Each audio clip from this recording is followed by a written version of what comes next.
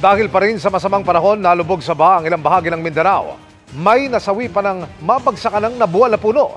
Nakatutok si Ivan Mayrina. Huwag nang galawin kahit anong gawin niyo dyan.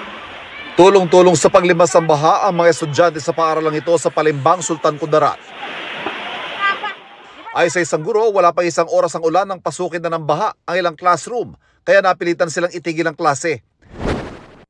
Sa gitna ng masamang panahon sa bayan ay nabagsakan ng puno, kaya nasawi ang isang rider.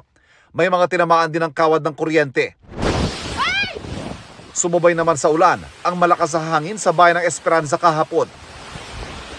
Natuklapan ng bubong ang isang bahay roon. Malakas din ang ulan kagabi sa ilang bahagi ng Maguindanao del Norte, kaya nagbistulang ilog ang ilang kalsada. Binahari ng ilang kalsada sa bayan ng Dos. Pinasok din ng tubig ang ilang bahay.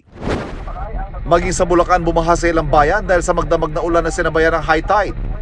Tulad sa Giginto, kung saan pahirap sa mga motorista ang gutter deep na baha. Sa bayan ng Bulacan, hanggang baywang na ang baha, kaya may mga nagbangka para makabiyahe. Ayon sa Pag-asa, epekto ng habagat ang masamang panahon. Para sa GMA Integrated News, Ivan Mayrina, nakatutok, 24 oras.